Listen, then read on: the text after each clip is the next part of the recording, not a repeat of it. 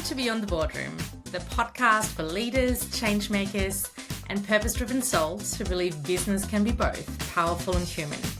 I'm your host, Demiri, founder of JD Consulting, culture shaper, connection creator, and champion for authentic, connected leadership. Here we go deeper than metrics and meetings. We explore the real stories, raw moments, and bold ideas that shape how we lead and who we become in the process. From workplace culture to conscious strategy, from self-leadership to systems that truly serve, this is where heart meets business. So grab a coffee, take a breath, and join me as we go beyond the boardroom. Welcome to Beyond the Boardroom, leading with purpose and connection. Today's conversation is with a globally recognized leadership and behavior expert who has spent more than 25 years helping individuals and organizations unlock human potential, navigate complexity, and create meaningful, lasting change. Kylee Leota is the founder and chief vision officer of Elements for Success and the creator of the Infinite Leadership Framework, a leadership model designed to help people cultivate psychological safety, continuous improvement, innovation, and deeper self-awareness in the way they lead. Her work spans education, leadership development, and complex organizational systems, where she has supported leaders to move beyond surface-level performance and into the deeper behavioral patterns that shape culture, decision-making, and human connection. Kylee is also a Dare to Lead trained through Brené Brown's work, bringing a powerful lens around courage, vulnerability, trust, and the emotional realities of leadership that many organizations still struggle to address honestly. In this episode, we explore what leadership really requires beneath the title. We unpack procrastination, fear, behavioral blind spots, psychological safety, reflective practice, and the tension between courage and control in leadership today. This conversation is not about leadership as theory. It's about leadership as self-awareness, because often the biggest thing standing between a leader and their next level is themselves. If you have ever felt stuck, overwhelmed, disconnected, or uncertain in your leadership journey, this conversation will change the way you think about growth, behavior, and what it truly means to lead well. Kylee, welcome to the podcast. Oh my gosh, that was an incredible introduction. Thank you so much. I'm so excited to be here for this conversation. I'm really excited to have you. So thank you so much for taking the time today to speak to me. Kylee, I want to start off with a question. So you spent decades working with leaders across education, business, and complex systems. When you reflect on your own journey, what was the defining moment that fundamentally changed how you saw leadership? So I have this running joke that in Australia, but I've been talking to people all over the world and they kind of have a variation of this theme, that we kind of do leadership, what I call in a very Australian term, arse about. We promote people to leadership positions before they get any opportunity to do leadership training. And I was a very early leader. And so like most people, promoted on the skills that I had. And then there was this expectation that through osmosis, I knew the next level of what to do. And when I look back at my own journey with grace, there were times where I think I did really good because I'm a pretty intuitive person. But there were some stories where I'm like, oh my gosh, had I known what I know now, back then, life would have been very different for everybody, right? And so I think the pivotal moment for me was recognizing that sometimes when we look at leaders, I have so much compassion for leaders. And when they sit there and go, oh, they're a terrible leader, my first question is, have they had the opportunity to learn what it means to be a great leader? And for most of us, we kind of fell into the job in some way, shape or form. We demonstrated some sort of leadership attribute, and then we fell into this position without the opportunity to build our capacity. And then from there, life is usually chaotic. So where's the time to create the investment? But then we have these expectations where people should know these things. And that was my own journey. And I I can see, if I look back, I can see where there was times where, had I had that opportunity to learn, I would have changed things that I had done. So I think for me, it's that compassion around, I know when people are talking about leaders, generally, the vast majority, I would say 99% of leaders, I think are very, very good humans. And the fallout is not the fact that they're bad people, it's they've not had the opportunity to learn. And so I want to change that trajectory, and I want to make sure that people have got the opportunity to develop their skills. And potentially, Alvin Toffler talks about the illiterate of the 21st century will not be those that cannot read or write. It'll be not those that cannot learn, unlearn, and relearn. So when you've learnt a particular behavior that is no longer serving you, where is the safe space to unlearn that behavior so that you can learn new behaviors that are going to serve you better as a leader, which ultimately serves everybody in the organization? Yeah, I agree with that. And I can so relate to what you were saying about being put in a leadership position because you were great in terms of capability. You maybe had one team member underneath you, and that is reasonably easy to lead one person. But then moving from one to six or seven, or maybe even more, without having actually that training is absolutely challenging for leaders. And then on top of that, I think it's also this view of people like, oh well, you should just know what you do, or yeah, I don't know. And then there's this. Yeah, please go. I was just going to say, I had that exact conversation. I have this conversation with leaders because you get into the higher upper echelons of leadership, senior leadership, and stuff like that. And I'll have leaders that are like, they'll have senior leaders under them, and they'll say they should know how to do this, and they're not performing. And my first question is, why should they know? Like, what evidence do you have that they've had the opportunity to learn that skill outside of the fact that they've got this title? And often they'll go to me, oh, I never thought about it like that. So we have this assumption that now you get this level of leadership, again, which you've promoted because you've got some really good skills in some areas. But when people are underperforming, they're like, you should, the shoulda, woulda, couldas.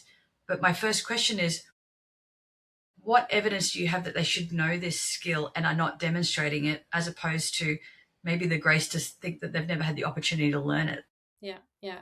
And it's also, especially, for example, in middle management as well, like they have the pressures from above them to deliver it in a particular, or have a particular delivery, but then they have the people that this middle management is leading. And if you take that middle management out, it's going to clash. So that middle manager not only needs to manage up, they also need to manage down. And I think that's a very particular skill. And if you have not learned or been equipped with the right tools, I think that's just a disaster waiting to happen. For sure. And I think one of the things that I see a lot in leadership programs, certainly the ones that I went through when I finally got the opportunity to do leadership, was the fact that they talk about leadership in a top-down model, like so how to lead your teams, but very few focus on how to lead up and manage up. And I think that's a unique skill set in itself. And I do a lot of work in leadership right now where the conversation is, you're doing an okay job here, but the reason that you're not getting the outcomes is because you're not doing this part. You're not doing the leadership, the managing up part, because again, that's a different skill set that you need, and people don't talk about it very often. Yeah, yeah. And you brought up this particular point in a way of performance of leadership. Have you, as a leader of that leader, asked the question as well of what's holding you back? What have you not been equipped with in order to perform? Maybe that person is actually stretching themselves because they're helping out other departments that are technically outside of their scope in order to not make the business fold completely, or something personal might go on. And while people say keep business and personal life separate, you can't. No one in the world can tell me that you're able to do that. No. So there's a couple of points that I think. One is, I don't know anybody. I have interviewed many. I have spoken to many. I have not yet come across somebody who wakes up in the morning and says, geez, I want to do a terrible job today. I've not yet come across one single person who says, oh yeah, I got up this morning and went, God, I want to do a terrible job. So I think everyone has positive intentionality when they wake up in the morning.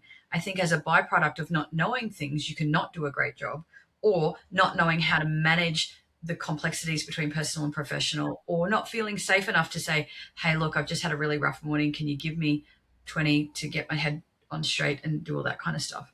And I think that there's certain elements to that. I've had leaders that like, you need to leave yourself at the gate, and I'm like, I don't even know how to. I wouldn't know how to do that if I tried, because I'm innately one person, and you can't just switch off. I'm a single parent as well, so the pressure of that, of acting in a job like you don't have children, and being a parent like you don't have a job, is another complexity that families, and not just mums, but specifically, I'm speaking about my own experience, is you've got this idea. I think one of the things that, to your point earlier, is one of the things that I think, again, when you've not had opportunity to do this continuous improvement stuff that I'm so passionate about, or the opportunity or the safe spaces for brave and courageous conversations, is sometimes you don't know what you don't know. And so when you ask somebody what they need, they genuinely don't know, because they've never even had the opportunity to be curious about what that looks like. So sometimes that's where we've got to create those safe spaces. And then, things come up in conversation all the time. And then until that point in time, you actually don't know that's a thing. And then you're like, and our first instinct is, oh, I should know this. And I go back to, why should you know this? We've never been presented with this opportunity for you to even know that it's a thing till right this second, right? So now that we know, what are we going to do about it? And how are we going to work together to help you to gather this skill? But I think you don't know what you don't know. Sometimes, I talk a lot about the fact that I joke with younger stuff that I'm just really old. So I've just been around a lot more to have more experiences. It's not that I'm better or smarter. I've just been exposed to more, right? So sometimes my depth of experience just gives me that opportunity to go, oh, well, actually, I might have seen this play out a little bit differently. Your scope of the world is relatively new because it's your first position. And so maybe you just haven't had that experience yet, but it will come. And you'll have a better experience if you get this practice of understanding reflective practice and this idea of continuous improvement on the way, because it means that you're more curious rather than judging yourself as you go through this journey. Yeah, absolutely. And you work deeply with human behavior or in human behavior. What do leaders often misunderstand about themselves? I think when leaders, we talk about this concept of servant-based leadership, but I like service-based leadership versus servant-based leadership. But service-based, we're often looking outwards to what we do for our team, making sure everybody else is okay. But I have this saying that says, in order to lead others, you've first got to lead yourself. And in order to lead yourself, you've got to first know yourself. And so I think the but that leaders sometimes misunderstand is, they'll often come to me and they're like, oh, Jennifer's not doing the right thing, or Kylie's not doing the right thing. And they start out there when we actually need to start with them. Tell me about yourself. What are your communication preferences? How, when you're having that conversation with someone, what do you notice about somebody? And noticing your own patterns. Like, I was actually joking only this morning with my son about the fact that he was asking me something as I was rushing out the door. And my standard line is, are you likely to get a yes if that's your approach? Because understanding myself meant I don't do those conversations. I don't handle them very well when I'm rushed. So understanding myself as a leader, going, hey, someone comes up to me in a hallway and they want me to make a really fast decision. As a leader, you want to solve that problem right now, but you'll probably say the wrong thing. Whereas if I know myself really well, I would say something like, hey, this conversation is really, really important. I want to give it the attention that it deserves. I know when I'm in a rush, I'm just heading off to a meeting at the moment. I know that my mind is focused over there and I want to make sure that we're taking the time. Could you please book that in my calendar? Now, that only comes from understanding yourself well enough to be able to lead and get a better outcome. Now, as opposed to someone going and you giving this 2-second, 2-second answer, and then someone feeling unheard or unseen because you've been too focused on serving them to give them the answer, versus understanding yourself, knowing that to give it the attention you need to take a little bit of time. Yeah, that's so right. And I couldn't agree more with that. And in terms of behaviors, I think it comes down a little bit as well on how we were raised and where priorities were put on, beliefs and all that sort of stuff. So I think we bring a lot of that into our leadership without realizing it, unless we do take the time to get to know ourselves. Because at the end of the day, the first leaders that we observe are in our childhood, and they are our parents, they are family members, they are potentially cousins that are older than we are. So they are, at the end of the day, our first reference to leadership. And when we see something that seems to be working, we often take that on as, oh, okay, I need to do it like this in order to get this result. I think one of the things I talk about a lot is this is, and it's not even about parent blaming because that's a whole other podcast episode. But it is around the stories that we internalize to feel loved, valued, seen, heard, and accepted, right? So when I was growing up, I was praised for being very helpful. So therefore, to feel loved, valued, seen, and help it has become about being helpful.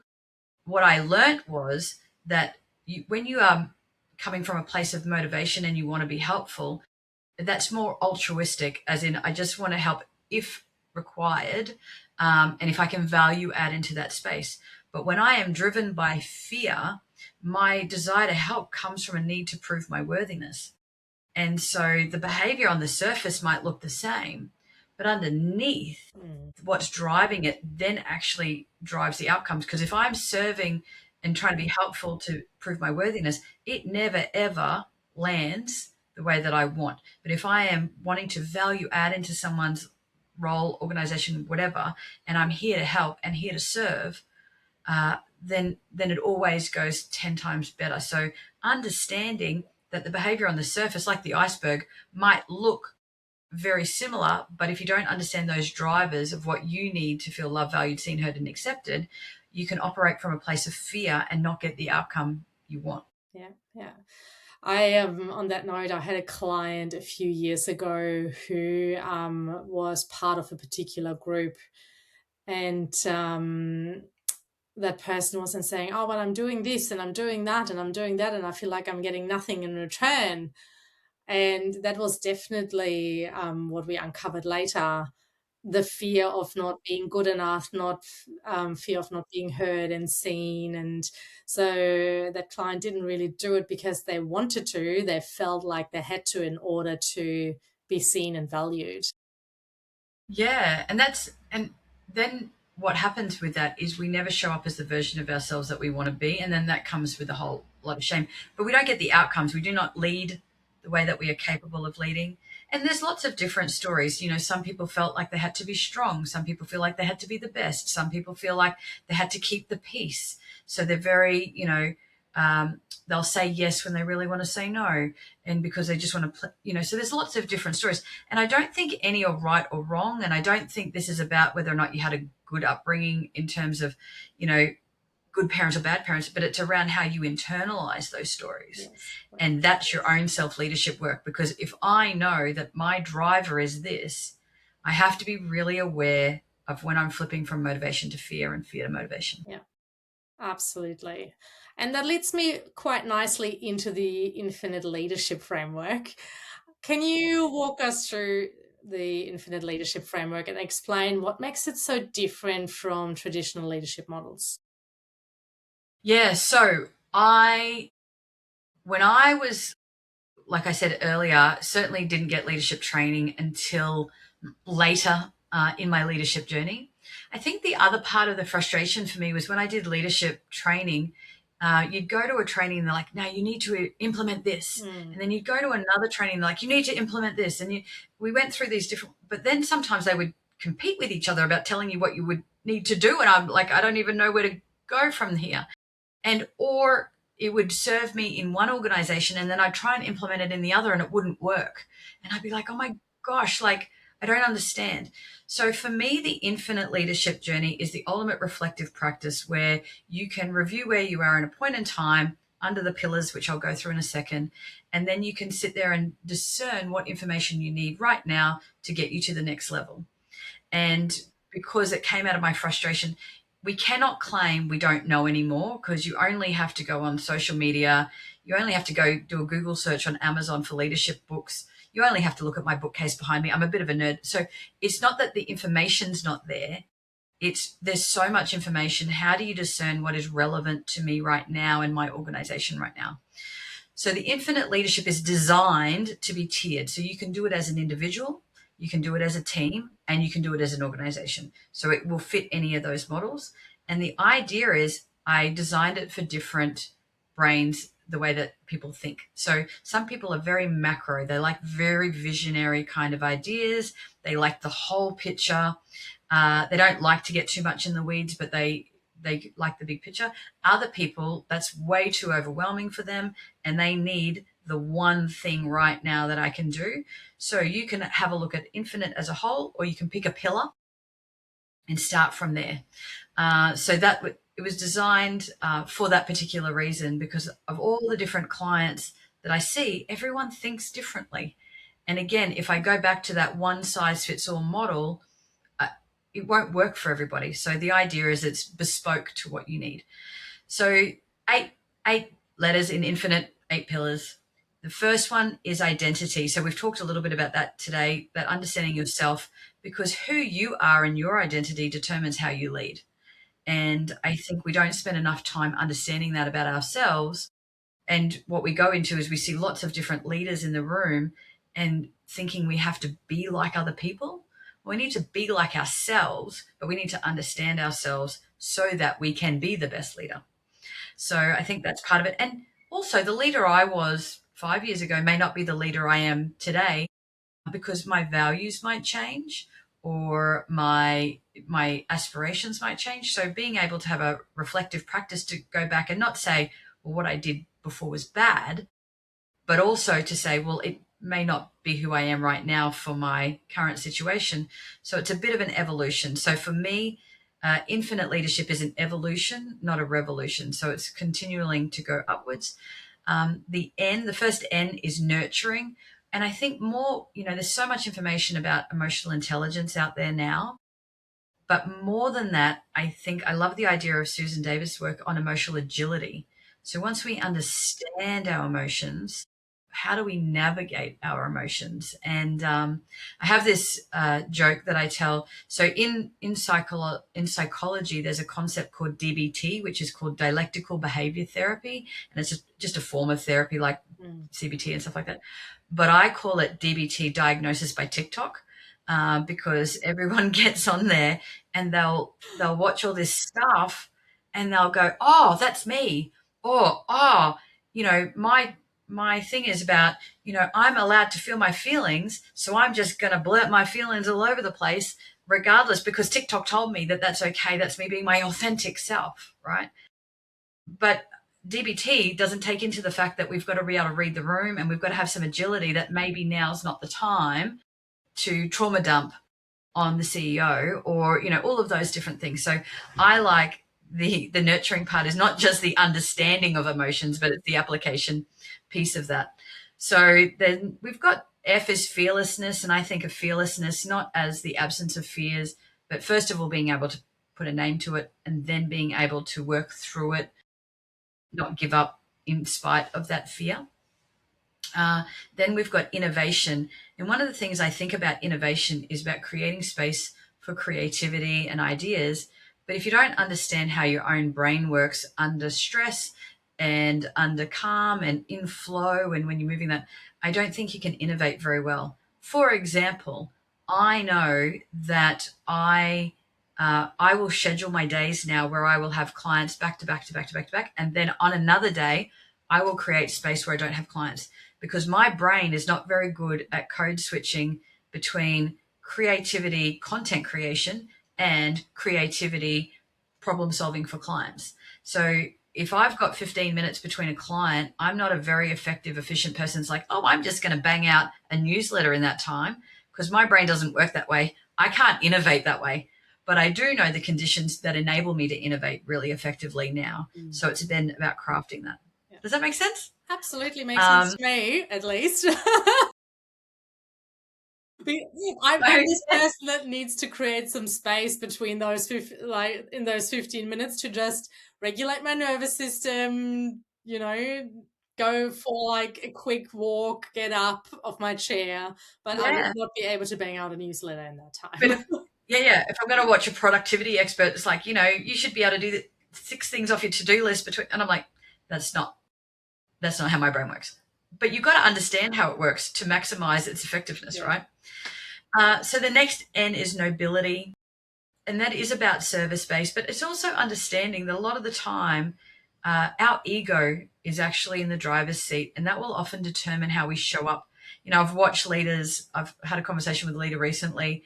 We went through a really hard time, and his reaction was very different to when I'd spoken to him the week before, because his ego was in charge of that conversation, because he was feeling quite hurt about what had happened. So then his ego jumped into it. Well, I'm going to go into self-protect mode here, and understanding that nobility is around service and what's the outcome that we're seeking here, and how to do that with humility. And there's a difference between confidence and arrogance. There's a difference between being, there's lots of different ways that we can do that. Then we've got influence, and influence is around a little bit like we talked about earlier. Leadership training will talk a lot about managing a team, so people below you, but it doesn't talk about creating influence up or sideways with peers and getting people on board. So not only do we look at the communication that might come involved in that, and some people, this involves feedback, it involves a whole heap of things that are scary to people, again, because they've never been taught how to do it. But foundationally, that the psych safety, if you don't have psychological safety, then you can't create influence. You can create fear, but you can't create influence. Transformation sits in this idea of things like this legacy piece. And one of the things I talk a lot about is succession planning, because at some point you might want to go for a promotion. And I had a client that had this. She was in an organization where, in order to apply for promotion, she had to get the approval of her direct manager. She went to her direct manager, and the manager said no. And she walked into the meeting, and she was so into our session, and she was so mad. And I said, but why did she say no? And she said, because nobody else can do the job.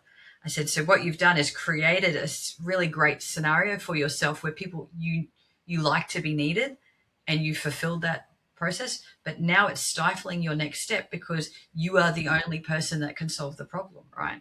So what would it look like? And, so the leadership is that, ship that can run without you being there.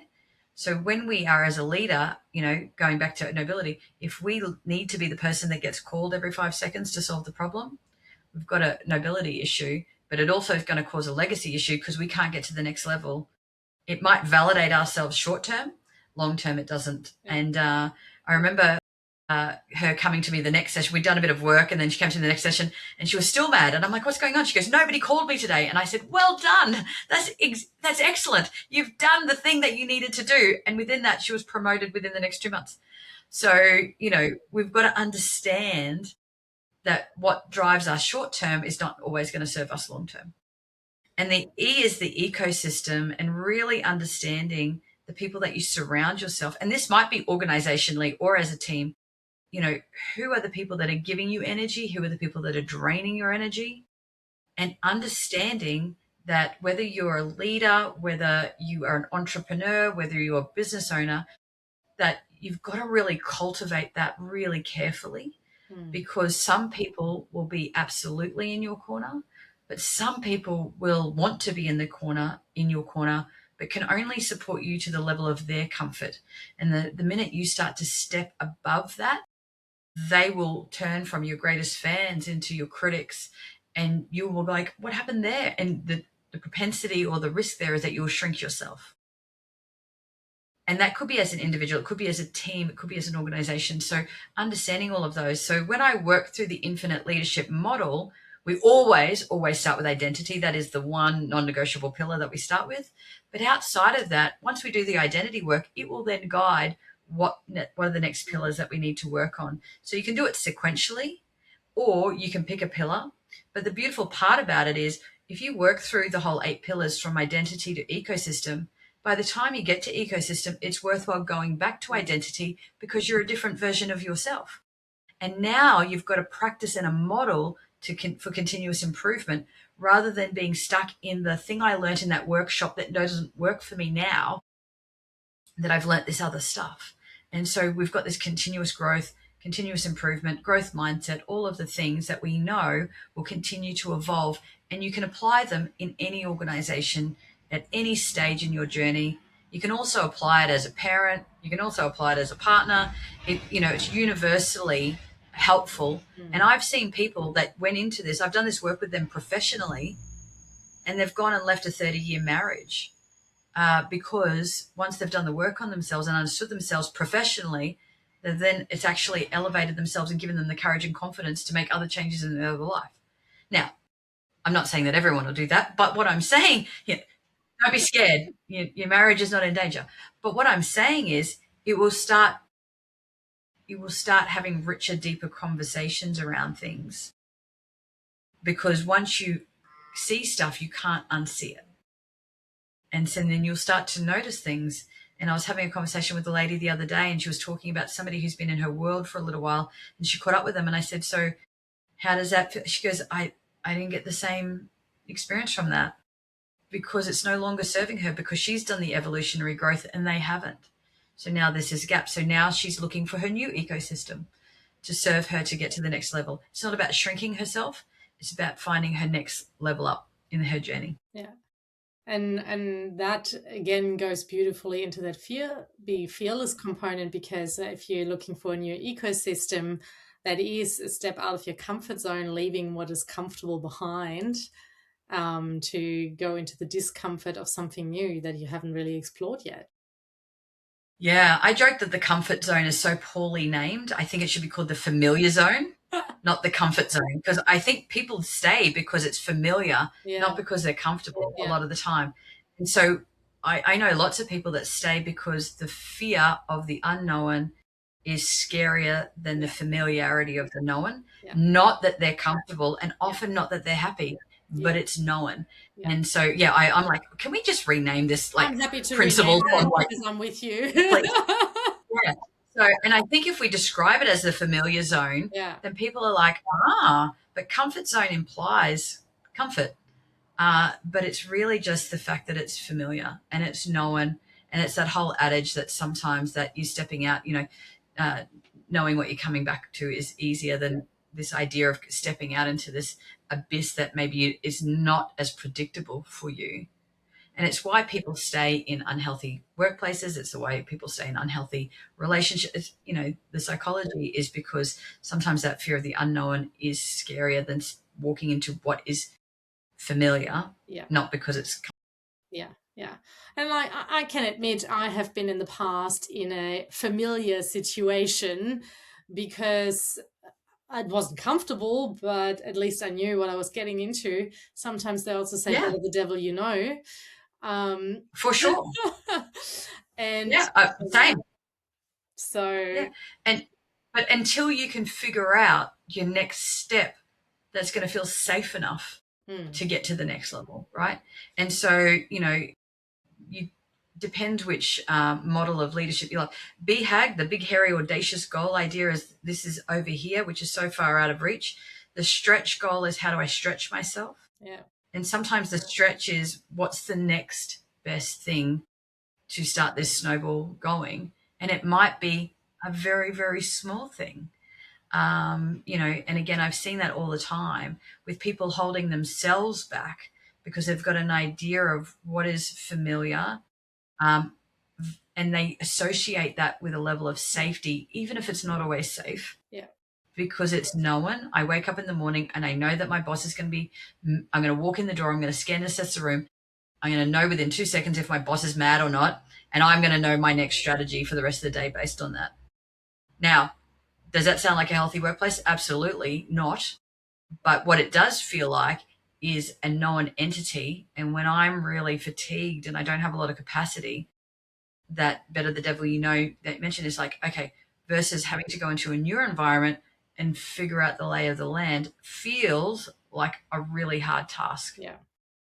And so we've got to work with people to find that next best step until one day they go, actually, I'm ready now. And all of this growth has happened. And, you don't go to the gym one time and come out with a six-pack. Gosh, that would be lovely, though. Can I just say? But one day you'll be going to the gym and you'll be doing the reps. And then one day you'll look in the mirror and there'll be a six-pack there. And you won't have known when it happened, but you will know that you've now gone to the next level. And I think that's the part that people forget is that it doesn't happen. It's that old, is that L'Oreal ad? It won't happen overnight, but it will happen. But you've got to do the practice and you've got to do the work. And sometimes the work won't feel like it's getting that distance traveled until one day you're there. And I think that's the part that people find really difficult about this work, is that there's not always like, you're not looking in your bank account and one day you've got zero in your bank account, one day you've got 50 grand in your bank account. It's not as clear cut as that.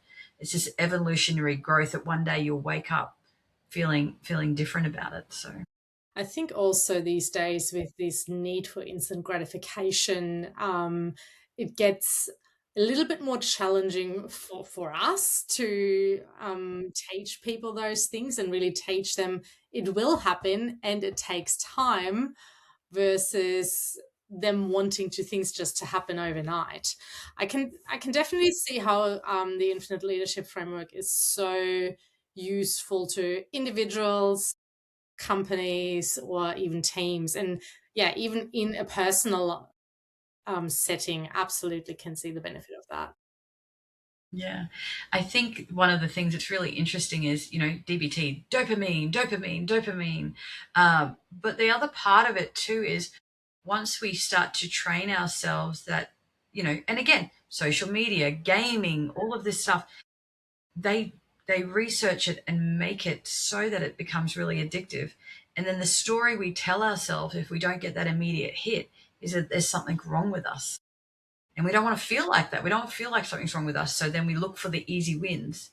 But the most satisfying and sustainable wins are the ones that you've had to earn over time. And this goes back to this piece around resilience that I've been having conversations with people around at the moment, is that, I'm not a gamer particularly, but I work with a lot of people that game, and you can save things now and you can earn points. But when you finish your game, you can stop the game at the point that you're at. And then you can pick up and go from there. You don't have to start over. Back in the 80s and 90s, yes, you had 3 lives. If you died, you had to start over. Yep. So the resilience was actually innately built by the fact that, you got to your 3rd game and on your Space Invaders or your pinball, and if you didn't get the score, guess what? There were no hacks, there were no shortcuts, there's no this, you just had to do the work. And so we don't even create opportunities to build resilience anymore, because if you're not confident to talk to people, well, you can use an app to order your food. So you don't actually have to put yourself in circumstances where you have to build that muscle, right? So it's the same with lots of different situations. So then we internalize that there's something wrong with us, but we've never given ourselves the opportunity to practice it. Everybody's terrible at first in most things, right? But the way we get better is practice. The only way we get better is practice. And on that note sorry to interrupt you. No. On that note of ordering your food and not even having to talk to people, with the way AI is used these days, you don't even have to think anymore by just putting something into your ChatGPT or your Claude or whatever, and they just give you the answer, so you don't even have to think. Yeah, and what's really scary about that for me is I've seen really, really smart people lose their confidence in their own thinking. So where AI can be useful is if you do your own thinking and then you input it into AI to level up your thinking. But what I'm seeing now is a whole heap of really smart, intelligent people, leaders, not even having the confidence to have their own thoughts. They're actually asking AI for the thoughts, and then they're doing that. And so then I'm having conversations with people and they're literally reading off their phone. And I'm like, whoa, like 3 months ago, you could have this conversation with me without needing your phone. Why are we here? And the other part of it is we're not creating this metacognition, which is reflective thinking around, well, we want to believe, because it's faster, we want to believe that it's true, and we're not fact checking. So we're not doing any of that critical thinking, and then the problem with that is the more we do it, the less cognitively capable we are. And there's actually Jeremy Cooney Hovarth, goodness me, words. He just presented to the US Congress about this is the first generation that is not cognitively outperforming the generation before, because social media, AI, tech, all of this kind of stuff, right? And so what's scary is we see it as a value add in efficiencies, but unless we teach the practice of thinking, we're going to lose a whole heap of efficiencies.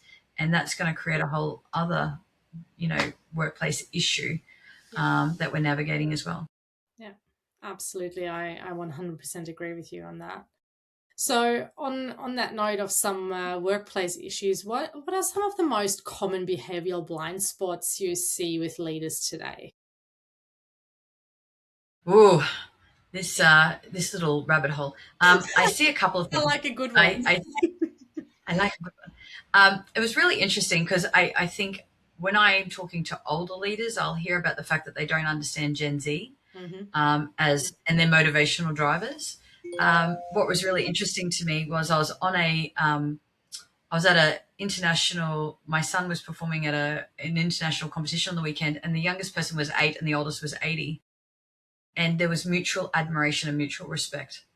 And we don't craft that in workplaces. We just have this, oh, well, they're too old to understand or they're too young to understand. We don't actually take time to find mutual admiration and mutual respect. So that's one thing I'm seeing a lot of. And so we're practicing how to have conversations and how to hold space for different perspectives, because it's not about being right or wrong. It's the fact that your perspective may have something equally to contribute to my perspective, but we like to work with people that think like that, us, because it's easier.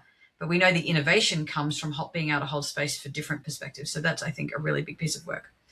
I think the other part still continues to be people not understanding themselves well enough. And so they will destroy a conversation because they're not emotionally regulated themselves.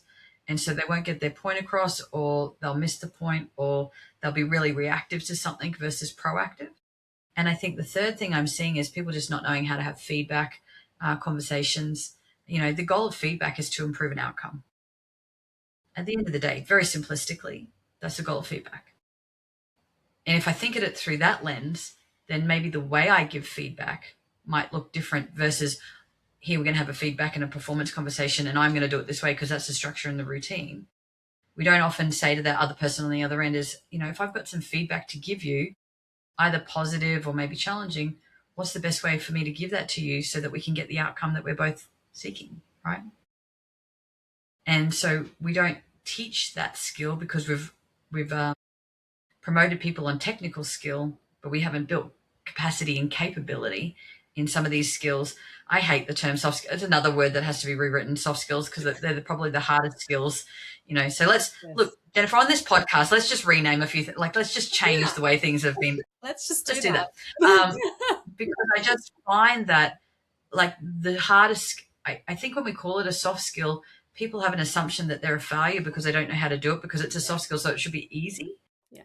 It is probably the hardest work that we ever see in workplaces and in organizations. And I was running a training Monday, and there was a compliance training down the road, like 2 doors down. And I'm like, if you want an easy training, just hop up now and go down there, because compliance training is really easy. The work that we're doing is actually hard, and it's going to be uncomfortable and it's going to be challenging.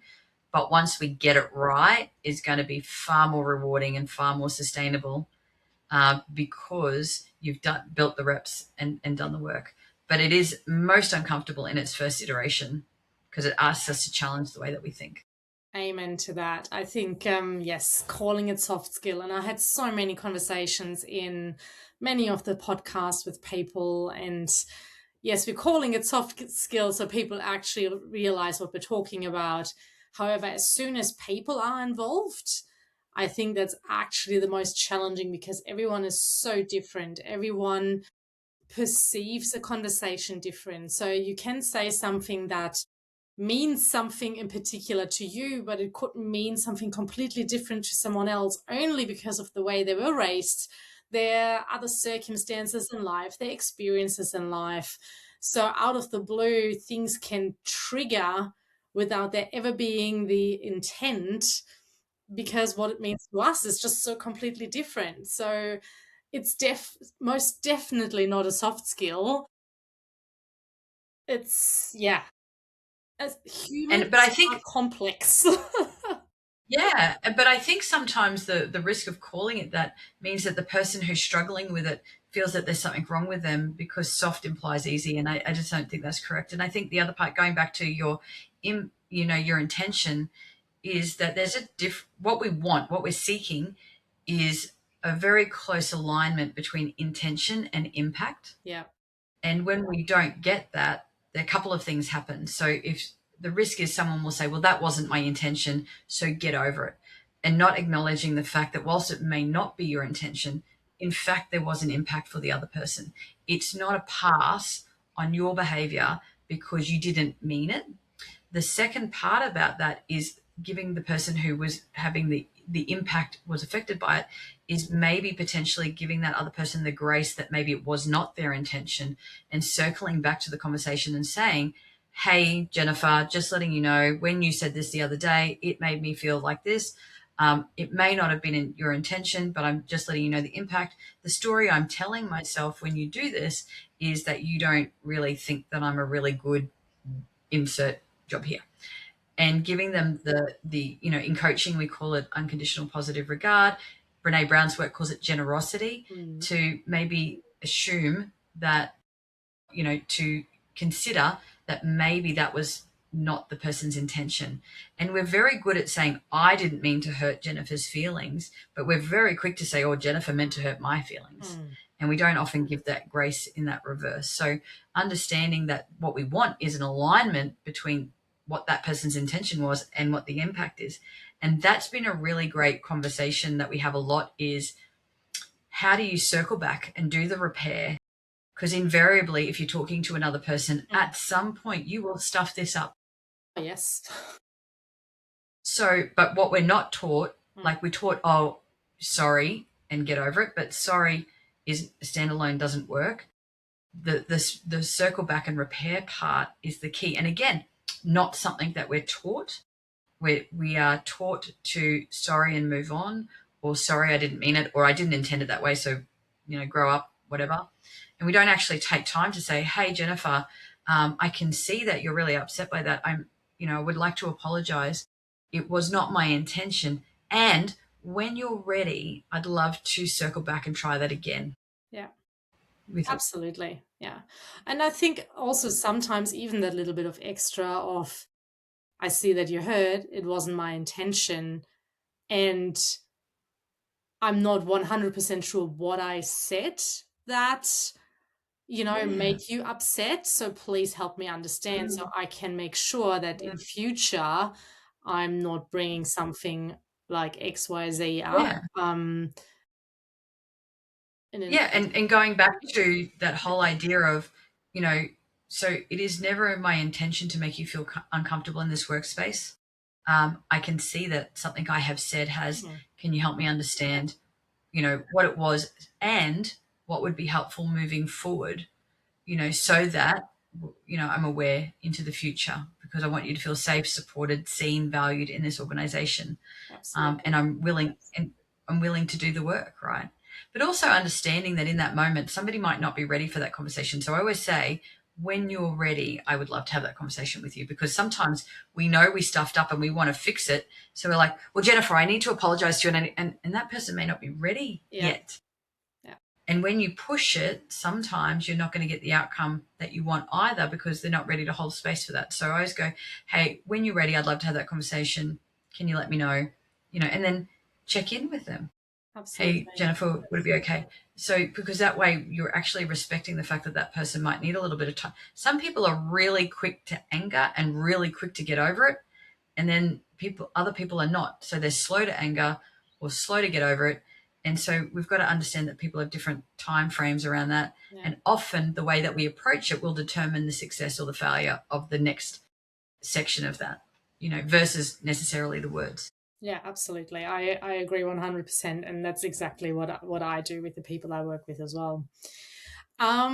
So you also are a little bit of an expert around procrastination, and not saying that you are the procrastinator, but well, I won't say it out loud, but okay. Look, let's be honest, we all do every once in a while.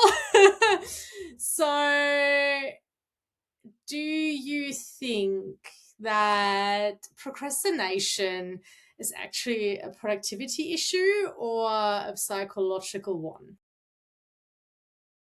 I think procrastination is probably a bit of both. Mm-hmm. And it goes back to, I guess, my framework about my infinite leadership framework is, if you read the productivity books, again, you get competing ideas, right? So some people will say, write your list down and then pick one thing. Some people will say, start with your smallest task and get a snowball. Other people will say, start with your biggest task. Brian Tracy, eat the frog. Sorry, start with the biggest task of the day and don't let yourself go over there. I think you need to understand your brain well enough to know where. So in executive functioning language, in terms of understanding the executive functioning skills of your brain, we would think about it as a challenge with task initiation. So when you're doing a task, there's the planning and prioritizing of the task, there's the implementation of the task, but there's the getting started on the task, right? So some people, once they get started, they're ready to rock and roll. Some people have issues with non-preferred tasks versus preferred tasks. I will find that I need to understand what's going on for me in my own emotional regulation, because that will determine what's the way that I need to start my task initiation. So, for example, if something, I don't know, if I perceive something to be a really, really big task, but it's something I'm not confident on, my procrastination will be quite high. And that's a crisis of confidence. It's not a crisis of my ability. I can do the task, but I've overthought it. Sometimes it's around non-preferred. Oh gosh, I don't want to call that person. It's going to take a whole heap of my energy. So I'm putting that call off as long as possible. But then I would say the trick to that is framing it up where you've got, I don't know, 15 minutes spare, and you get on the call and say, hey, Jennifer, so great to talk to you. Just letting you know I've got to jump off in 15. So, you've got to hack your brain. And so I think it's probably both sitting in there somewhere. But again, it comes back to understanding yourself well enough, and also understanding that for me, that procrastination or that task initiation is actually usually the first sign that I'm moving from a calm state or an inflow state into a state of anxiety about something. And so noticing that I've got 10 things on my to-do list, all that I'm capable of doing, like I have the skills to do them, and I'm putting them off, is usually a sign I'm worried about something. Maybe not what's on the list, but there's something going on for me. So then I've got to create that space to process that. But I'm an absolute machine. If I get in flow, I am outdoing 99% of people in the workplace, right? So it's not my skill level. And I think in leadership, we talk a lot about will and skill, but we forget there's a third part to that, which is capacity. And so going back to your point a lot earlier, we were talking about if you've got something going on in your personal life and you're trying to wear that good girl mask to work or that good guy mask to work and not letting anyone know, you may have depleted capacity. It's not that you have less willingness to do a good job. It's not that you don't have the skills. You've got depleted capacity. So how do you fill your energy up? And for some people, that might actually feels counterproductive, but it might be taking a day off work. That actually might be what seemingly is a counterproductive measure because you've got all this work to be done and you're not being there. You can't do it. But sometimes taking that day will allow you to do the reset, replenish your capacity, and then tomorrow you'll do, a full day's work in 3 hours.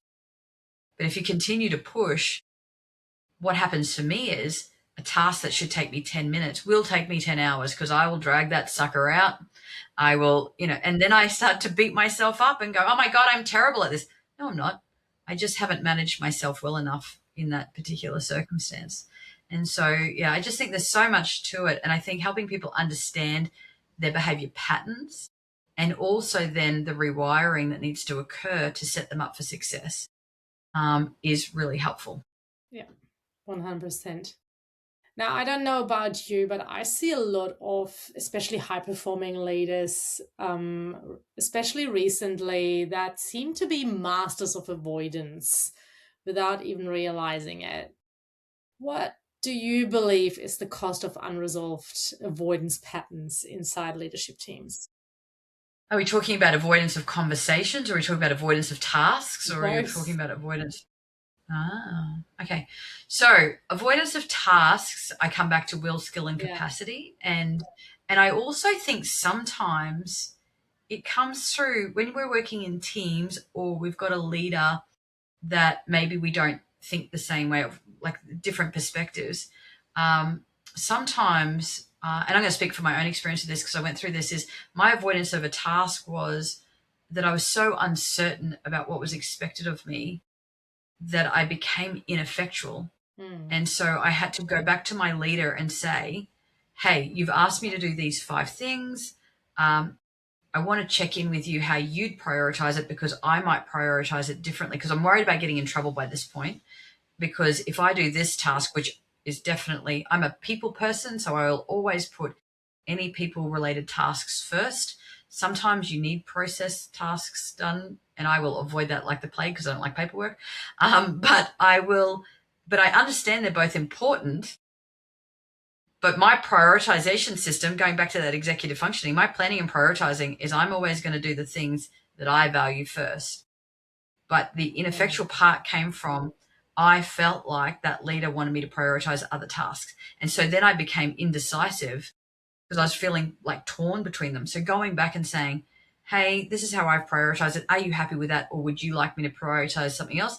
And then if I'm feeling like I can't manage that, going, okay, so you've asked me to prioritize this, this, and this. Due to the time frame, which one of those would you like me to, if I can only get one task done today, what is that you'd like done? So that's task avoidance. I think the conversation comes from, again, most people don't wake up in the morning wanting to do a bad job. So if they're worried that they don't have the skills to navigate that person, is that they will avoid the conversation, which invariably makes it worse. Or they'll want to keep the peace, or they won't want to upset the person. I was only having this conversation the other day about the fact that when you're a leader and you want to be nice to people, there's a difference between being nice and kind. They're different things. Yeah. And the secondary part of that is not having those conversations is often unkind. And so it's actually the opposite of what you're trying to do, which is to be a good leader that people like. People will resent you. And so then you're stuck because you haven't had the courage to have those conversations. And now you've achieved the thing that you didn't want, which is people feeling unsafe or don't want to work with you or not liking you as a leader. And so learn the skills so that if needed, you can have it. But most people I know, where it's fallen down is they've mistaken nice for kind, and they've not recognized that having clarity, having boundaries, having accountability is actually the kindest thing you can do as a leader. Yeah. And thank you for that bridge to a little bit of Brené Brown's work, because one of her core principles from Dare to Lead is clear as kind. And sometimes it's not about, being nice and wanting to make sure someone is fine. It's more about if they misbehave, if they don't perform, and you have all the evidence leading to them not performing, even though they had all the opportunities, all the tools, and so on and so forth to perform, then being clear is kinder than trying to fluff everything and keep them in a role that they may not be suited for.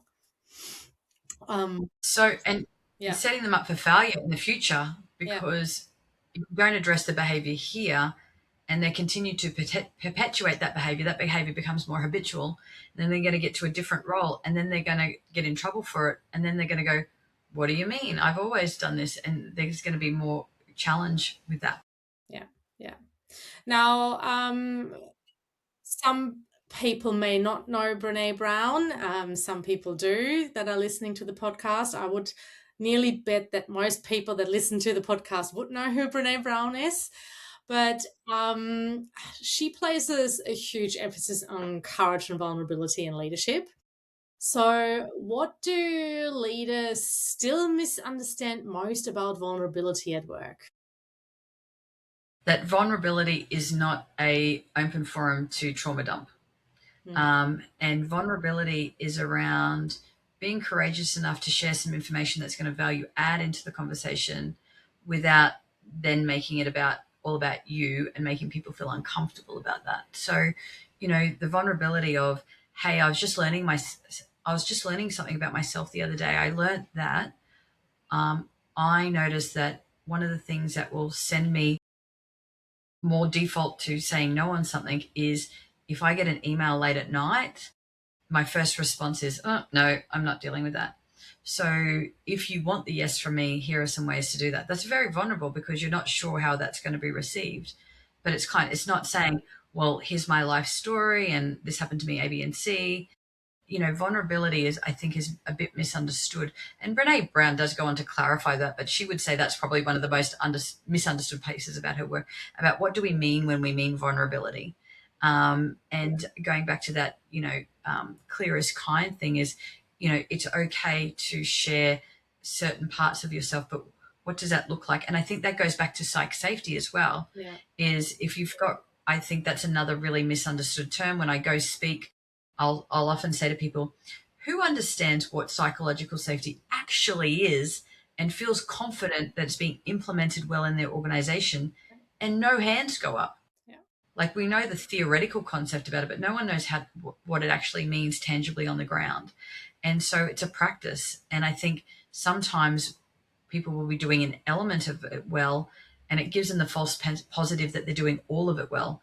But unless you can actually challenge, say, hey, Jennifer, in that meeting today, I really just wasn't sure that you were showing up as your best self. I'd like to have a conversation with you about it. That's very different when you feel safe enough.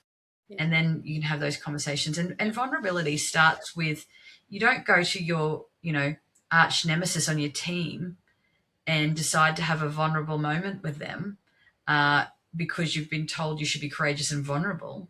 You start with your safe people, the safe people where you could say, hey, look, I've been learning something in a session with Jennifer or Kylee, and I'm just going to practice it. Would that be okay? And then maybe you can give me some feedback on it at the end. You're not going to start that with the person on your team that you absolutely do not get on with. Yeah. You're going to start that with your safe people. They're going to be safe enough to say, sure, I'll let you know how it goes. Yeah, absolutely.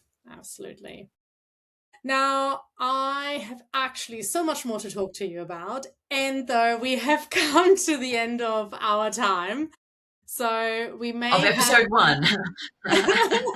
So this will be episode 1, and I'd love to have you back at another time to dive into all the other things that I would really want to talk to you about as well. And we have covered some really great ground. Now, one question that I do want to ask you, though, is if a leader today is listening and wanted to become more courageous, self-aware, and effective starting tomorrow, what is the one behavior they would need to stop tolerating in themselves first, and why? Stop tolerating in themselves. I think they need to stop tolerating. Well, I think they need to be curious about the stories they're telling themselves.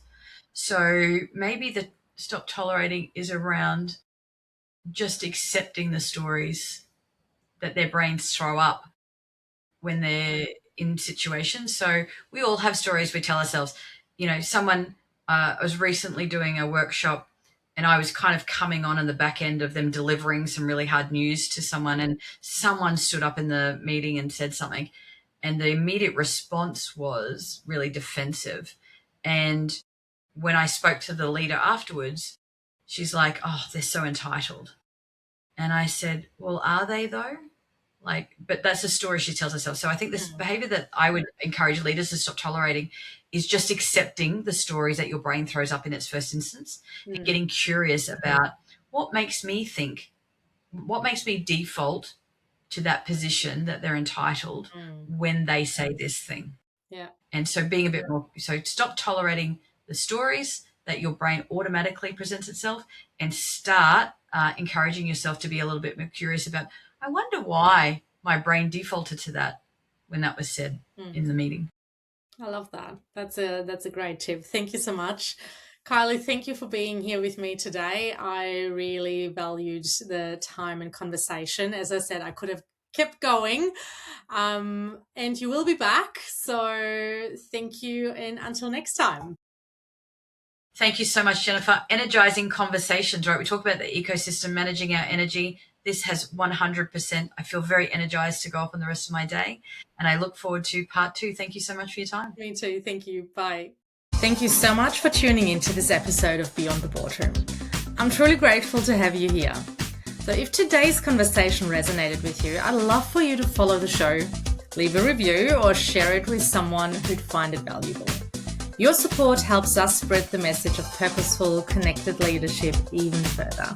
So until next time, take care, stay curious, and lead with heart.